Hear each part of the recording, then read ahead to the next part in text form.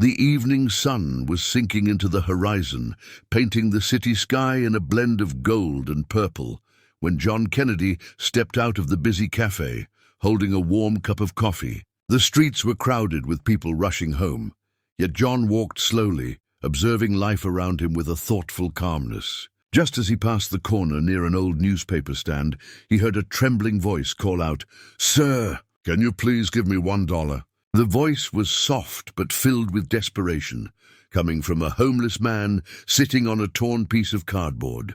His clothes were worn out, his hair unkempt, and his eyes reflected both exhaustion and hope.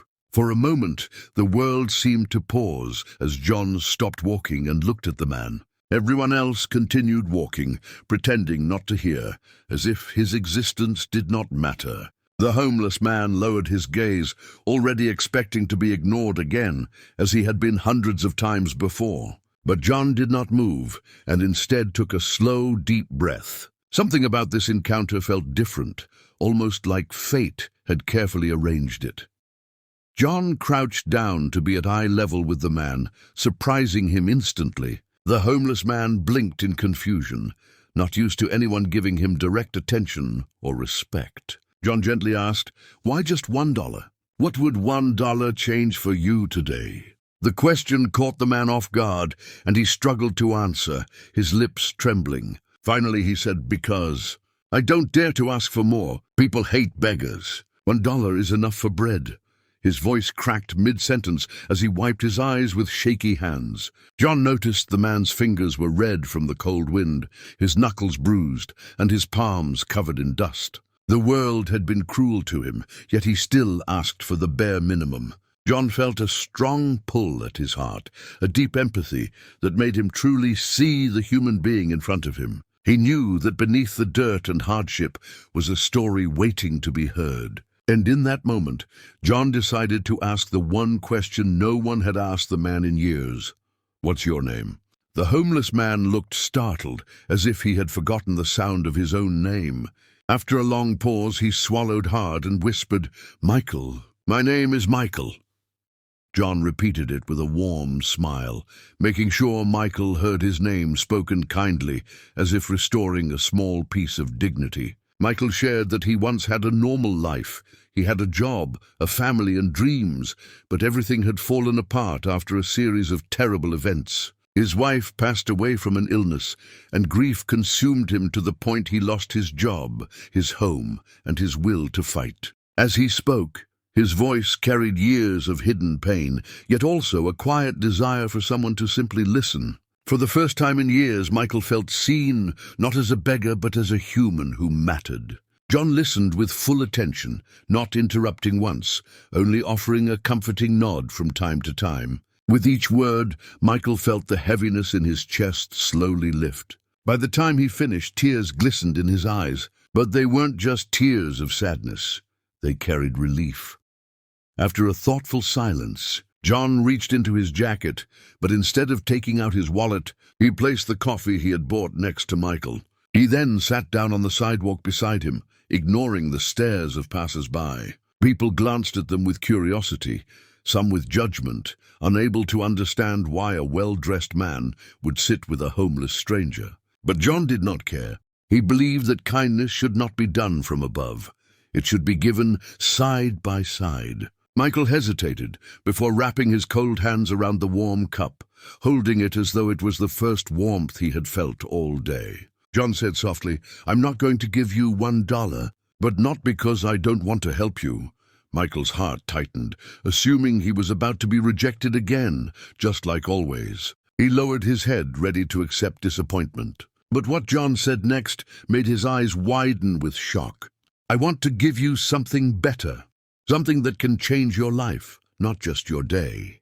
John explained that he believed in giving opportunities, not just coins that disappear within minutes. He asked Michael if he truly wanted a chance to rebuild his life, slowly, step by step, and Michael nodded, though fear still lingered in his eyes. Many people had made promises to him before and disappeared, leaving only deeper scars. But something in John's voice felt sincere, different, real.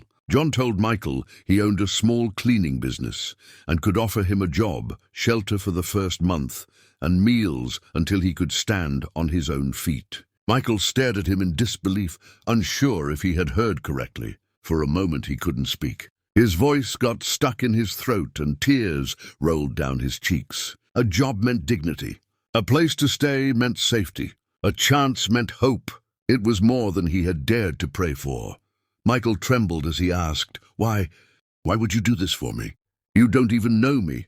John smiled gently, replying, "Because someone once helped me when I was in a dark place, and now it's my turn to pass that light forward." His words hit Michael's soul with the weight of truth and compassion. John continued, "There is good in the world, Michael. Sometimes life breaks people not to destroy them, but to rebuild them into someone stronger."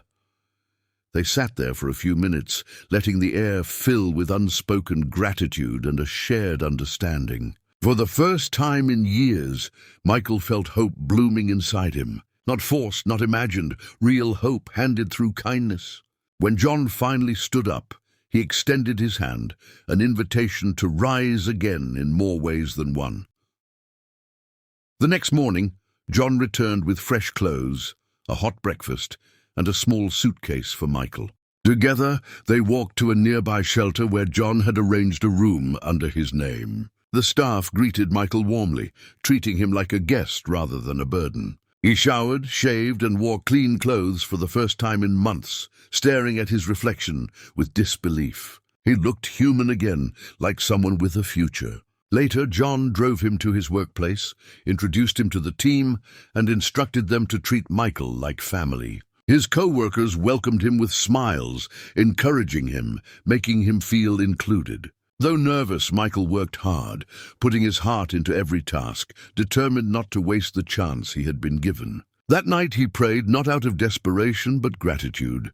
Days turned into weeks, and Michael's life began to transform. He earned his first paycheck and held it with trembling hands, cherishing every dollar because it represented effort, trust, and a new beginning. He started saving, and his confidence slowly returned. Co-workers began to see him not as a homeless man, but as a kind, hard-working person with resilience and a gentle heart. Michael even began helping others at the shelter on weekends, serving meals and sharing his story to inspire hope. One evening, he received a small framed photo of his wife from a charity organization that helped reconnect homeless people with items from their past. When he saw her face again, he didn't cry from sadness. He cried because he knew she would be proud of him. He whispered, "I'm trying. I'm really trying," and for the first time believed that better days were ahead. Months passed and Michael's progress was remarkable. He was promoted to a team supervisor, given his own small apartment, and reunited with his younger brother who thought he was long lost. John watched all of this with quiet joy, never expecting anything in return. One afternoon, Michael invited John to his new home for dinner as a way to thank him. The table was simple but filled with warmth, homemade soup, bread, and smiles. Before eating, Michael stood up and said, "John, you didn't just give me money. You gave me my life back." Tears filled both their eyes as they hugged like brothers reunited by destiny. In that moment, Michael realized the true meaning of kindness. It wasn't charity, it was humanity. Years later, Michael created his own small foundation dedicated to helping homeless individuals rebuild their lives, just like John helped him. He called it $1 of hope. Inspired by the day everything changed. He would visit streets, not to drop coins, but to hold conversations, offer jobs, share meals, and remind people that they mattered. Michael often repeated John's words to others. Life doesn't change with a coin. It changes with a chance. And every time he helped someone rise again, he felt his soul heal a little more. John attended the opening ceremony of Michael's foundation, proud beyond words. Together, they proved that kindness, when passed forward, becomes a chain of miracles. The world needs heroes, but sometimes all it takes is being human.